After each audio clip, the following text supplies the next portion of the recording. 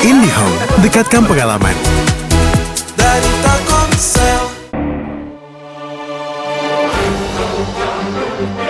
Badan Nasional Penanggulangan Terorisme (BNPT) bersama Densus 88 Anti Teror mengungkap jaringan teroris online menyasar anak dan pelajar. Para pelaku memanfaatkan ruang digital seperti media sosial dan game online untuk berinteraksi dengan korban.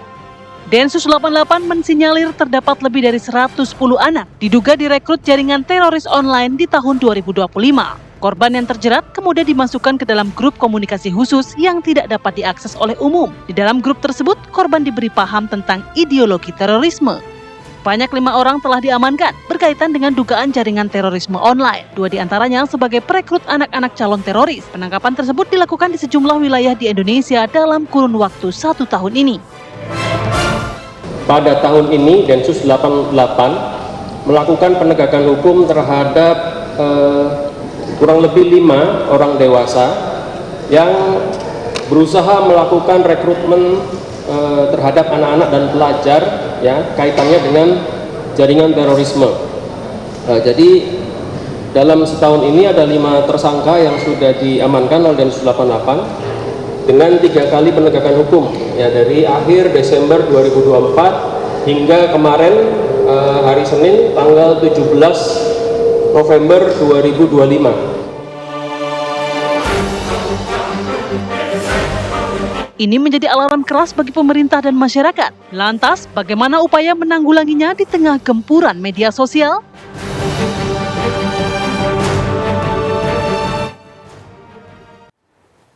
Ya pemirsa, BNPT dan juga Densus 88 Anti Teror ini membeberkan adanya modus baru yang digunakan oleh jaringan terorisme merekrut kemudian anak-anak dan juga pelajar masuk ke dalam jaringan terorisme lewat game online. Tentu ini situasi yang begitu memprihatinkan sekaligus juga mengkhawatirkan, menakutkan juga pemirsa. Lalu bagaimana pula langkah yang harus dilakukan pemerintah untuk memutus rantai jaringan terorisme ini, dan kalau sudah ada 110 anak yang terpapar oleh jaringan terorisme ini, bagaimana pula penanganan yang tepat untuk dilakukan? Kita akan membahasnya malam hari ini bersama dengan sejumlah narasumber yang sudah hadir di Apa Kabar Indonesia Malam. Tentunya ada tenaga ahli KSP bidang Hankam, ada Mbak Ulta Levenia. Selamat malam Mbak Ulta, apa kabar?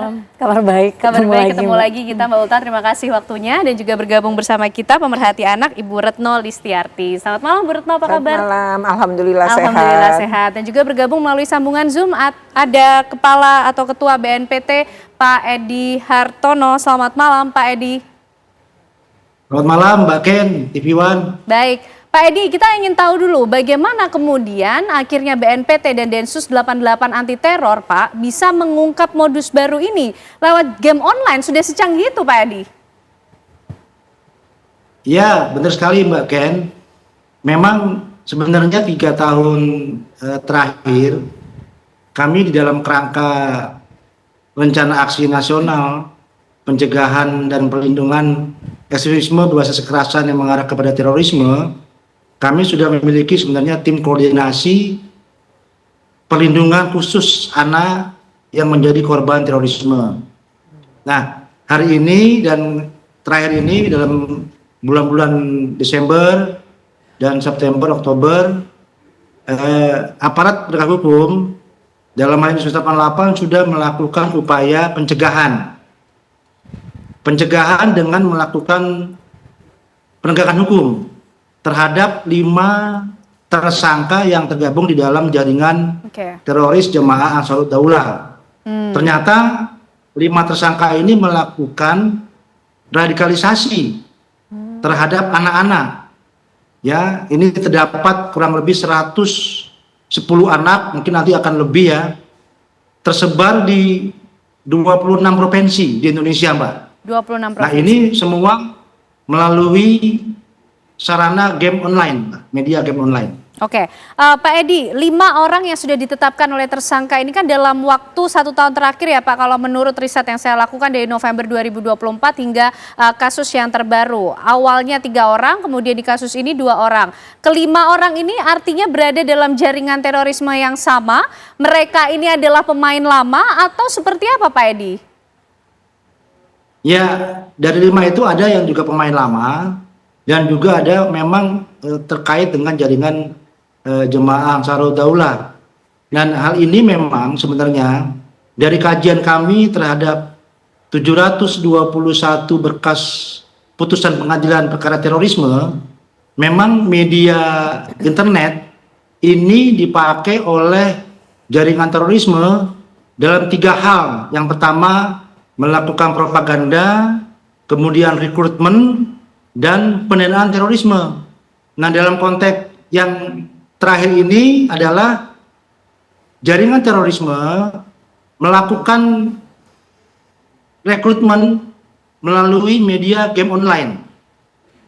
Yang sebelumnya memang karena game online ini memiliki fitur-fitur seperti kayak private chat ya, kemudian juga ada voice chat ya. Nah, disitulah para pemain yang tergabung dalam game online ini bisa berkomunikasi. Karena game online ini berisi tentang simulasi hal-hal yang mengandung kekerasan.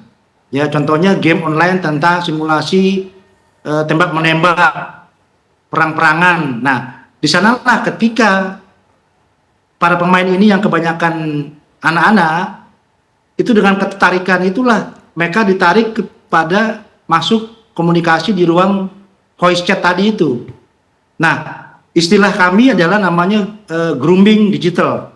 Bagaimana membangun kedekatan, ya, kepercayaan dan ketergantungan, ya, karena media ini bisa dijadikan teman, ya. Kadang-kadang jaringan terorisme ini di dalam game online itu mengaku sebagai seumuran dengan para yang akan direkrut ini, sehingga digali karena dengan kesukaan, kemudian kesenangan tadi dengan melakukan permainan simulasi perang-perangan tadi. Nah, disitulah mulai dilakukan upaya pendekatan. Nah, setelah mereka sama-sama merasa satu hobi, terbangun kepercayaan, mereka ditariklah ke luar dari game online itu masuk ke sosial media seperti Telegram, WhatsApp. Nah, disitulah dilakukan proses namanya normalisasi perilaku, karena jaringan teroris ini paham bahwa anak-anak ini kan termasuk kategori rentan, makanya aspek psikologisnya itu dirangsang atau distimulus. Ya. Aspek psikologis itu apa? Yang pertama adalah emosinya, perilakunya, kognitifnya, atau cara berpikirnya. Nah, dari situlah baru ketika ditarik keluar, masuk ke grup sosial media seperti Telegram, kemudian WhatsApp, barulah dimasukkanlah nilai-nilai doktrinisasi. Karena ini jamaah Ansarud Daulah, dia berkiblat kepada ISIS, narasi-narasi ISIS lah yang dipakai. Seperti contoh, seperti Mikoro Pitohid, yaitu tentang bagaimana demokrasi itu haram. Dan kemarin juga penyidik Densus 88 sudah mengungkap, bahkan dibanding-bandingkan antara Pancasila dengan agama. Oh, ini enggak bertentangan dengan agama Pancasila, segala macam. Nah, itu diskusi berkembang, sehingga telah normalisasi perilakunya terbangun, barulah dieksploitasi. Bahkan tadi Densus juga mengungkap, bahkan ada di antara anak-anak ini yang memang pengen merencanakan menyerang institusi tertentu. Nah, ini kan sudah berbahaya, Mbak. Makanya dilakukan pencegahan tadi. Densus alhamdulillah bisa melakukan dari awal dengan penegakan hukum, Mbak. Oke, baik.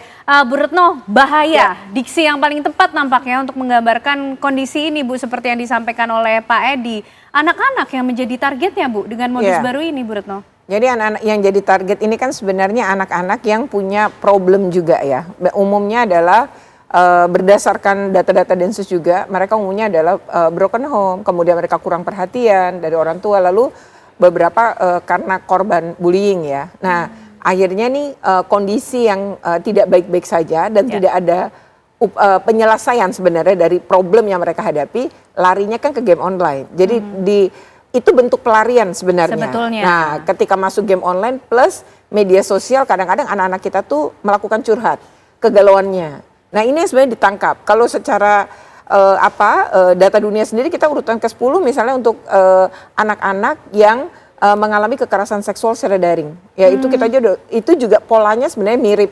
Ya, jadi mencari predatornya akan mencari anak-anak yang memang kesepian, yang kemudian misalnya dia itu tinggal misalnya tidak dengan ayah bundanya, kemudian agar mudah ya untuk didekati dan kebutuhannya apa tadi seperti misalnya dia kurang kasih sayang, jadi perhatian tuh kan tadi masuk ke dalam ruang-ruang yang sebenarnya afeksinya diserang ya Bu ya. Diserang tuh, misalnya dia butuh uang, biasa dikasih, dikirimin gitu ya, misalnya lewat beberapa aplikasi kan gampang sekarang kalau ngirim ya ke anak-anak, terus ditambah lagi kan nggak harus rekening gitu.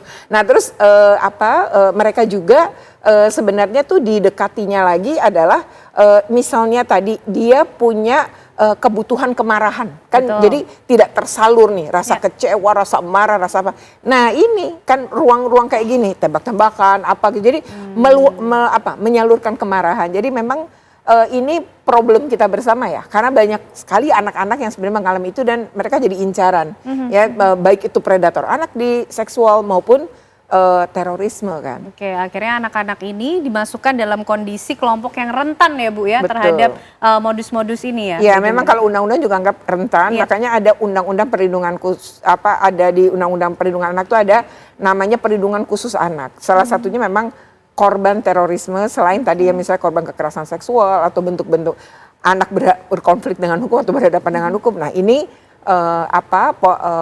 yang kemudian makanya bagus kan pengumumannya BNPT maupun kepolisian menyatakan bahwa anak ini kan korban ya. Jadi memang anak-anak ini posisi yang sekarang direkrut 110 adalah korban. Nah, pelakunya tadi 5. Dan korban itu juga dia korban dari kelompok ini, plus dia juga korban dari situasi mungkin keluarga atau situasi di sekolah yang memang tidak baik-baik saja. Oke. Mbak Ulta juga concern menganalisis atau mengkaji mengenai konflik dan juga terorisme Mbak. Betulkah ini modus baru atau sebetulnya sudah terjadi hanya kemudian diadaptasi dan bertransformasi dengan era sekarang? Ya mungkin kasusnya lebih yang kedua tadi Mbak, statement yang kedua tadi, karena sebenarnya sudah ada modus operandi yang seperti ini, tapi kan itu terus berevolusi dengan sekreatif mungkin pastinya, karena kelompok teroris itu juga mencari medium yang paling kreatif untuk menarik konsumennya lah gitu, karena mereka akan menanamkan doktrin itu kepada anak-anak ini gitu. Jadi lewat dunia virtual yang mana anak-anak senang kan dengan visualisasi, apalagi tadi Bu Retno dan Pak Edi tadi sudah nyampaikan, kata kuncinya kan ada 2 tadi, yaitu dia ada terisolasi kah secara sosial, lalu mungkin keluarganya tadi ada yang bilang broken home, atau mungkin permasalahan psikologis gitu. Contohnya banyak yang terjadi itu adalah anak-anak yang memang secara sosial mereka tidak bisa berinteraksi langsung, sehingga ketika di dunia virtual itu mereka lebih alive, lebih hidup gitu. Nah ini yang ditangkap, makanya ada istilah digital grooming tadi kan. Jadi ini yang ditangkap oleh kelompok-kelompok teroris itu dan mulai disusupi dengan benar tadi, misal dia lagi butuh apa, diberi dulu. Nah nanti dia dikasih tugas, misal tugasnya dia harus menyebarkan narasi juga atau merekrut teman yang mungkin bisa bergabung kepada kelompoknya juga gitu. Mbak Ulta, ini para tersangka yang kemudian sudah tergabung dalam jaringan terorisme melakukan proses, kita bisa bilang apa, indoktrinasi kepada anak-anak ini melalui platform media digital ini membutuhkan waktu yang panjang atau cepat? Karena nampaknya kalau kita lihat selama 1 tahun terakhir artinya menunjukkan ini efek yang ingin dilahirkan gradual dalam jangka panjang atau secepat mungkin? Kalau menurut saya justru stage pertamanya yang lebih panjang dibandingkan doktrinasi, yaitu identifikasi si victim. Kita panggil dia victim ya, karena bukan tersangka juga, karena setuju dengan Bu Retno tadi saya bahwa mereka juga victim karena lingkungannya dan juga victim oleh orang yang mendoktrin mereka gitu. Nah, jadi kita panggil dia victim, korban gitu. Nah, identifikasi itu yang lebih lama menurut saya. Nah, lalu di grooming itu berarti mereka akan didoktrin segala macam. Tapi kalau misalnya dia sudah teridentifikasi, keluarganya broken home, terus dia pasti akan curhat kan, karena dia merasa nyaman dibandingkan dia curhat dengan temannya langsung gitu. Nah, anak-anak kita ini nih yang perlu kita lindungi, yang anak-anak yang seperti ini. Kenapa kelompok teroris itu bisa mengidentifikasinya mereka gitu. Nah, Oke, itu oke. yang Itu yang kita ingin tahu mungkin nanti di segmen berikutnya bagaimana kemudian para jaringan terorisme ini melakukan proses identifikasi terhadap keberadaan anak-anak termasuk pola konsumsi medianya, tapi sayangnya untuk tujuan bagaimana kemudian menanamkan nilai-nilai radikal ini harus diperangi bersama. Usai jeda pemirsa, kami kembali untuk Anda. Baik, kita lanjutkan perbincangan malam hari ini pemirsa untuk ikut merespon situasi bahaya ya yang sedang dihadapi Indonesia, karena dari kasus yang terbaru kita ketahui ada jaringan terorisme yang masuk dan coba menanamkan paham radikalisme ini ke anak-anak dan juga pelajar lewat game online. Pak Edi, 110 datanya anak dan pelajar yang terpapar. Terpapar ini kita definisikan sampai batas mana Pak? Apakah sudah berada di level kognisi, afeksi, atau justru sudah pada hampir ke action, Pak Edi? Ya baik Bu, ya justru inilah karena ini merupakan bagian daripada pencegahan, karena perbuatan persiapan dalam Undang-Undang Nomor 5 Tahun 2018 tentang pemberantasan tindak pidana terorisme ini sudah dilakukan oleh aparat penegak hukum. Nah, oleh sebab itu sekarang karena pemerintah sudah membuat tim koordinasi nasional pelindungan khusus anak, makanya kami melakukan upaya tindak lanjut untuk melakukan upaya pembinaan, karena beberapa seperti di Jakarta kemarin kami sudah membina 5 orang anak-anak yang menjadi korban rekrutmen oleh jaringan terorisme. Makanya kami melakukan identifikasi melalui redirect method, ya, artinya kami breakdown kira-kira upaya-upaya apa baik secara psikologis, terutama tadi itu aspek psikologis anak meliputi emosi, perilaku, dan kognitif tadi pola pikirnya. Yang pertama kita memetakan dengan melalui mikroekologi anak, artinya lingkungan terdekat anak itu siapa saja.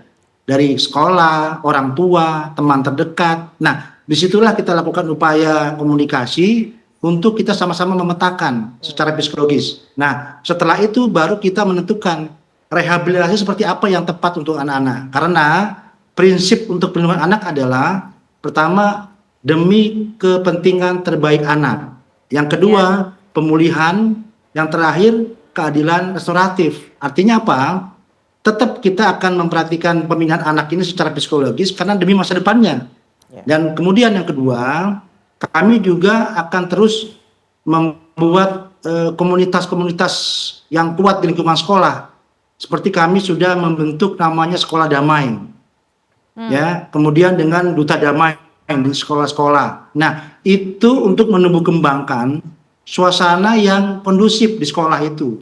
Baik itu mencegah intoleransi, mencegah bullying, mencegah ancaman kekerasan. Nah, disitulah komunikasi antara orang tua, guru, murid itu dijalin tercipta. Sehingga ruang-ruang diskusi itu tercipta di sekolahan. Karena menurut kami adalah keluarga ini faktor utama. Ya. Tadi yang Ibu Retno bilang sampaikan bahwa memang banyak permasalahan-permasalahan yang ada di lingkungan keluarga dan ini menjadi stimulus ya untuk anak-anak ini. Makanya sebelum terlanjur jauh, makanya anak-anak segera dilakukan penangkapan kemarin. Alhamdulillah bisa dilakukan penangkapan sejak dini. Nah, jangan sampai ini menyebar. Oleh sebab itu, sekarang kami juga karena nih 110 ini kan tersebar di berbagai provinsi. Yang kami sudah melakukan kerjasama dengan Kementerian Sosial, karena Kementerian Sosial punya tempat rehabilitasi di masing-masing daerah. Nah, itu kami coba jadikan tempat untuk melakukan mediasi kepada orang tua, teman terdekat, untuk sama-sama kita melakukan rehabilitasi terhadap anak yang terpapar. Ini alhamdulillah masih level rendah lah Bu. Ini anak, tapi kalau ini dibiarkan keterusan, ini sangat berbahaya. Karena tadi itu, Densus kemarin sudah mengungkap bahwa ada salah satu anak tadi sudah akan merencanakan untuk menyerang kantor institusi tertentu tadi, karena ini kan berbahaya. Nah, oleh sebab itu kita terus juga nanti kami dari BNPT juga akan melakukan pembinaan ataupun koordinasi dengan platform global, contohnya Google, TikTok, Telegram, untuk juga lebih ikut memperhatikan.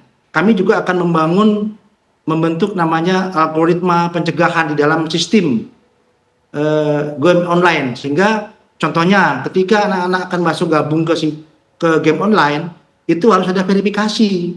Apakah, karena sebenarnya kalau game online itu kalau anak di bawah umur sebenarnya nggak boleh. Ada verifikasi apakah ada umur 18 tahun atau sudah dewasa. Kalau belum langsung di-cut itu oleh game secara otomatis oleh sistem. Nah itu yang upaya-upaya itu yang terus kita kembangkan, dan juga kami juga membangun literasi digital bersama Komdigi, dan kami juga membentuk Satgas Kontra Radikalisasi, karena setiap hari kami memonitor konten-konten di platform-platform media sosial yang bermuatan kekerasan maupun paham radikal terorisme. Bahkan di tahun ini kami sudah berapa konten 1.000 lebih untuk dilakukan upaya pemutusan akses atau di take down. Pak Tapi Edi. sekali lagi mereka terus membuat akun-akun baru lagi. Nah, jadi antara pemerintah dan jaringan ini adu cepat ya, siapa yang duluan. Nah, itu tadi Bu. Kami terus lakukan upaya terus-menerus. Terima kasih. Baik. Mbak Ulta, meskipun masih di level yang rendah, tapi sudah ada yang mulai ingin berencana melakukan penyerangan. Ini juga alarm keras nampaknya bagi pemerintah untuk serius menangani hal ini, Mbak. Ini Mbak, kita sambil kita sambungkan dengan apa yang disampaikan oleh Kepala BNPT tadi. Sebenarnya di pemerintah itu sudah ada undang-undang PP nomor 17 tahun 2025. Bulan Maret ini disahkan. Itu untuk memproteksi anak-anak masuk ke dalam dunia atau ruang digital. Tadi yang disebutkan sama Pak Edi tadi, apa verifikasi juga sudah ada di Komdigi, namanya IGRS, yaitu IGRS atau atau ARGS, itu adalah sistem untuk memverifikasi anak ini apakah cukup umur dan juga merating aplikasi-aplikasi permainan games gitu. Jadi apakah ratingnya ini 18 plus, apakah ratingnya ini 14 plus, itu sudah ada di Komdigi sebenarnya.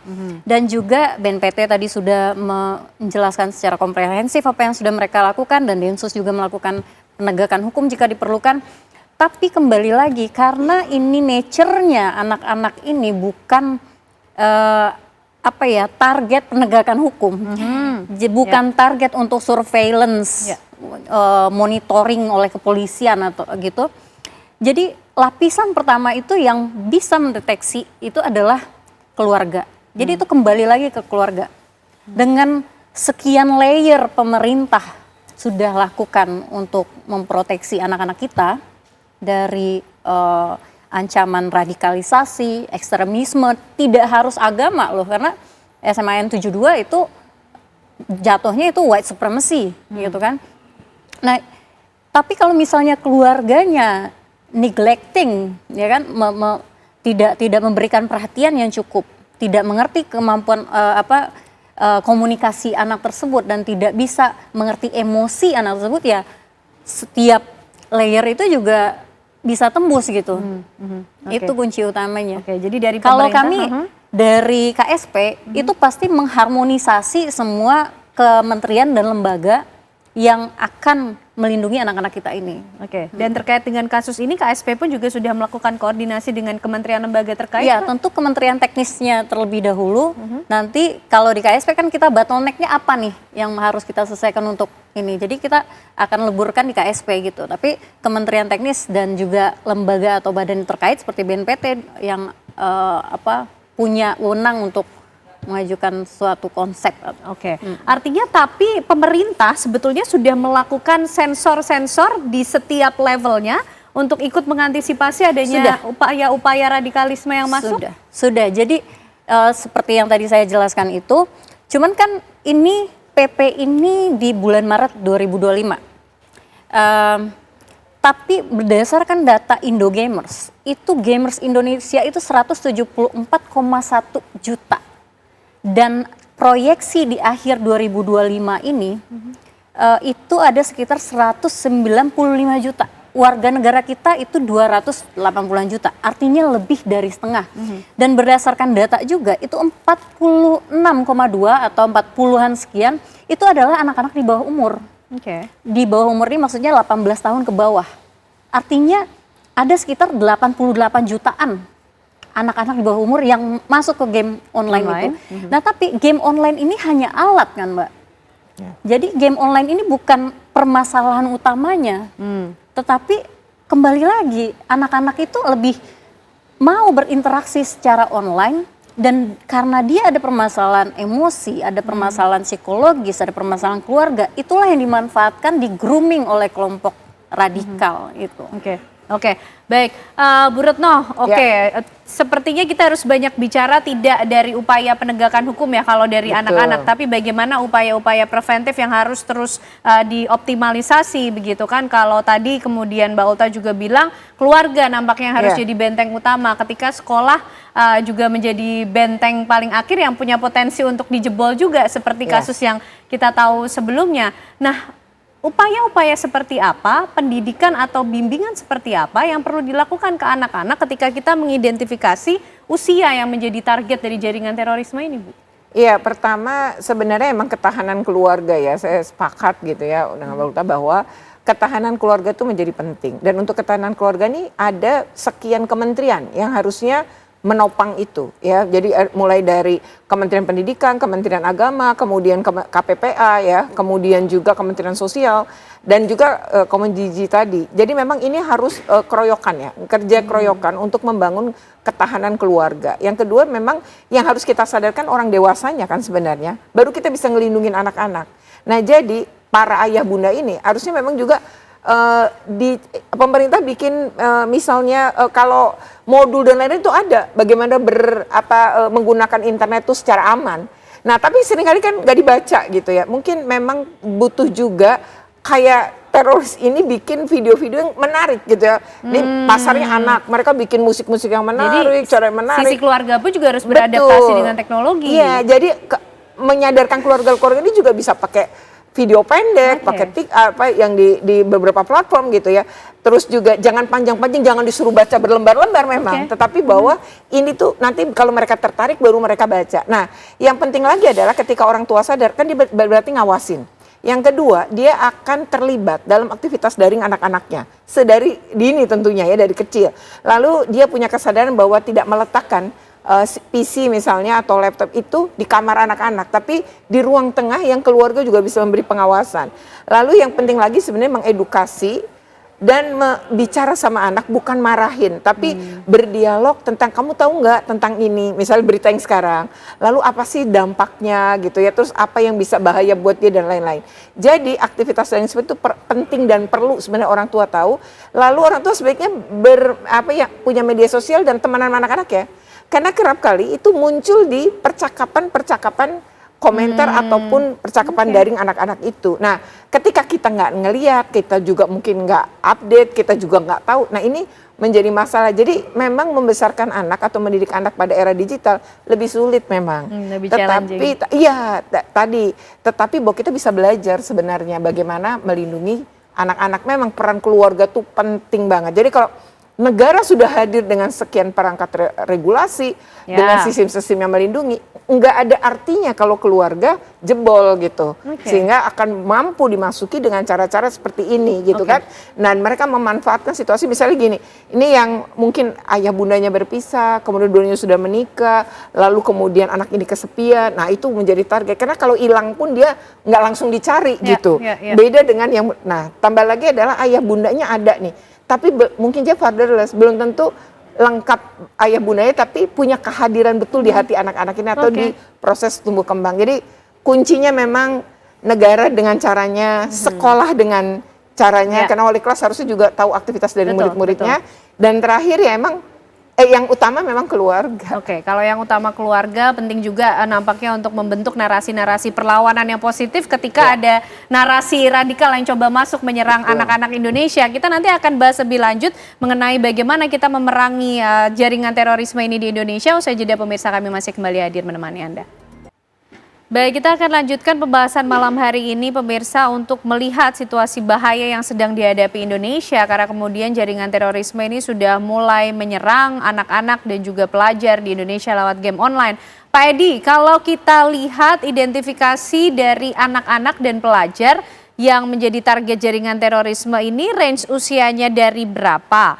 5 orang tersangka yang sudah ditangkap ini, mereka sebetulnya ini Pak sudah bergerak sejak lama, artinya sudah ditarget oleh BNPT dan juga Densus 88 atau karena kemudian ada pengungkapan kasus ini sehingga langsung dilakukan tindakan cepat? Ya, terima kasih Mbak. Jadi tentang anak-anak ini yang menjadi korban rekrutmen kelompok terorisme ini rentangnya umur 10 tahun sampai 17 tahun. Jadi kategorinya tetap di bawah umur dan ini memang jadi strategi bagi jaringan terorisme. Jadi menurut kajian kami selama 5 tahun terakhir ini bahwa kelompok rentan itu adalah perempuan dan anak. Ya. Nah inilah juga ditarget oleh kelompok terorisme karena kerentanan itulah sehingga mereka menjadi target karena saat ini adalah media online ya kemudian sosial media menjadi sarana yang semua orang sudah bisa menggunakan. Nah di sanalah mereka menggunakan tadi itu 3 hal Mbak, propaganda sama rekrutmen untuk melakukan itu. Dan kalau bicara Jemaah Ansarud Daulah, sebenarnya Jemaah Ansarud Daulah ini memang adalah berkibat kepada ISIS yang memang dia lain dengan JI ya. JI Jemaah Islamiyah kan kemarin akhir tahun 2004 sudah menyatakan ikrar kembali kepada NKRI.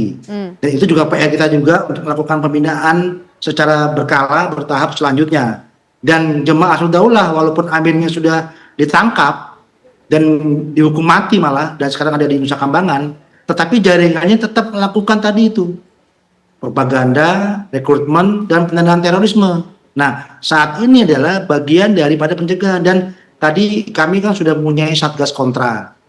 Itu juga terdiri dari lintas multisektoral, ada dari BIN, BNPT, Densus, BSSN, BAIS. Nah setiap hari kami melakukan monitoring untuk memonitor konten-konten yang berbau kekerasan yang mengadakan terorisme. Nah itulah yang kami akan lakukan pemutusan akses dan takedown dan apalagi diperkuat oleh peraturan Presiden nomor 7 tahun 2021 dan juga akan diperpanjang dengan Bapak Presiden Pak Prabowo ini yaitu tentang rencana aksi nasional pencegahan dan penanggulangan ekstremisme berbasis kekerasan yang mengarah kepada terorisme. Dan sasaran tematiknya adalah perempuan dan anak. Baik. Nah, oleh sebab itulah kami membentuk tim koordinasi nasional yang ada Menteri PPA, KPAI dan Kemensos dan lain-lain masuk Komdigi. Begitu, Mbak. Baik Pak Edi. Bu Retno singkat mungkin, apa kemudian suggestion ya, pemikiran yang bisa disumbangkan untuk ikut memecahkan masalah dari situasi bahaya yang sedang dihadapi Indonesia ini Bu, terhadap kelompok rentan, anak-anak dan juga perempuan bahkan kata Pak Edi tadi. Ya betul, yang pertama tadi yang selain ketahanan keluarga ya, kalau kita berbicara ketahanan keluarga tadi sudah kita bahas, tapi yang penting sekarang adalah kalau Ki Hajar Dewantara bilang pendidikan itu sebenarnya 3 ranah. Jadi di rumah ya membangun karakter utama dan pertama. Lalu kita akan berbicara di sekolah ketika anak itu udah mulai masuk dunia sekolah. Dan yang ketiga memang di masyarakat ya tadi peran yang yang tadi sudah disampaikan termasuk peran negara. Nah untuk sekolah kita belum bahas nih ya. Tadi kita lebih ke arah keluarga. Nah sekolah ini nggak kalah penting sebenarnya karena dia rumah kedua kan bagi anak-anak. Nah untuk sekolah ini yang paling penting adalah bagaimana guru-guru juga punya kesadaran yang sama. Tadi di edukasi yang sama juga. Nah maka tadi keroyokannya misalnya kementerian nih pendidikan dan kementerian agama yang punya sekolah. Yang kedua adalah menurut saya guru-guru ini juga harus punya peran bagaimana mengedukasi dan juga mulai pendekatan dengan anak-anak. Dan satu lagi karena ini juga banyak kasus-kasus psikologi ya akibat juga kekerasan-kekerasan di sekolah, maka menurut saya penting adalah tidak menormalisasi kekerasan, tidak menormalisasi bully. Bully itu beda sama bercanda. Lalu yang ketiga adalah menurut saya sekolah kerap kali ketika ada bully itu menganggap bahwa kayak denial ya. Pertama kita itu kalau tidak mengakui ya. Jadi yang pertama harus kita lakukan adalah mengakui terjadi. Karena kalau kita tuh rumah kita nggak aman kemasukan maling, kan yang harus kita akui adalah oh ya nggak aman dan apa yang harus kita lakukan. Jadi kalau kita selalu merasa baik-baik aja dan denial terhadap berbagai kekerasan, kemudian tidak membangun ya upaya sistem sekolah yang aman, maka menurut saya itu juga akan menjadi bertambahnya anak-anak yang terluka.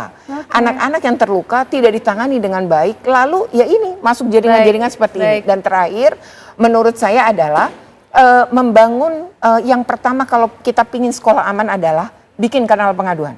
Nyaris nih hampir seluruh sekolah di Indonesia ini punya kanal pengaduan tapi ruangan. Coba pakai yang online.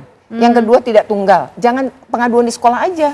Tapi pengaduan yang menyantumkan nomor KPAI, mencantumkan pengaduan dari kementerian, misalnya Kementerian PPA, Kementerian semua punya kanal pengaduan. Jadi anak kalau nggak percaya sama sekolahnya bisa memilih yang lain. Jadi kita lihat kesungguhan sekolah adalah dari punya nggak kanal pengaduan yang tidak tunggal dan online. Baik. Setiap ranah punya powernya masing-masing di keluarga, sekolah. Nah, negara nih Mbak yang seharusnya punya power yang paling besar untuk mengatur regulasi dan melakukan pencegahan. Gimana Mbak Ulta? Karena nampaknya jaringan terorisme mereka terus adapt, transform dengan era ataupun zaman yang ada Mbak. Ya, kalau begitu kita kategorikan tadi yang disampaikan oleh Pak Edi adalah hal yang bisa kita lakukan secara operasional.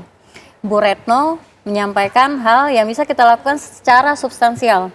Nah kalau misalnya saya itu lebih, maksudnya kami di pemerintahan. Karena ini tertulis di Asta Citanya Bapak Presiden, itu adalah memperkokoh ideologi Pancasila. Ini adalah hal yang fundamental. Tadi operasional sudah, substansi sudah, tapi fundamentalnya apa nih? Karena ini bukan hanya sekedar diskurs, ini bukan cuma wacana, tapi kan ada perperangan ideologi nih sekarang. Jadi ada hegemon, ada counter hegemon gitu.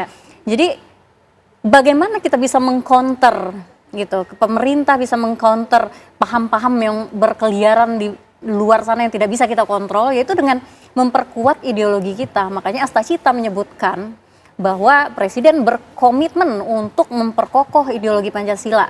Dan juga Mensesnek juga menyampaikan bahwa perlu penting untuk menghidupkan kembali pramuka gitu. Ini bukan hanya dilihat seperti oh buat apa pramuka lagi udah tidak relevan atau apa, tapi itu di situ anak-anak kita itu bisa saling berinteraksi secara sosial dengan langsung gitu. Jadi mereka bisa saling berbicara dengan kalau sekarang kan kita lebih banyak menghabiskan waktu di dunia maya, di dunia virtual, terutama anak-anak ya.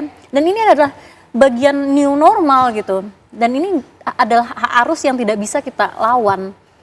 Nah, oleh karena itu pemerintah pastinya tadi Pak Edi sudah punya program-program itu bersama kementerian dan lembaga terkait. Kami akan menggodok ini agar lebih substansial, terutama tadi yang direncanakan untuk RAN PE itu, rencana aksi nasional. Nah ini kementerian dan lembaga nanti harus turut berkontribusi untuk rencana aksi nasional oleh penanggulangan ekstremisme ini. Kita tunggu rencananya menjadi aksi nasional untuk memerangi terorisme dan tentunya memperkuat ideologi bangsa dengan tujuan bagaimana kemudian menghalangi adanya jaringan terorisme atau radikalisme yang masuk ke Indonesia dan menyerang kelompok rentan di sini. Terima kasih Mbak Ulta, terima kasih Bu Retno. Pak Edi juga terima kasih malam hari ini sudah bergabung bersama kami semuanya di Apa Kabar Indonesia Malam. Sehat selalu.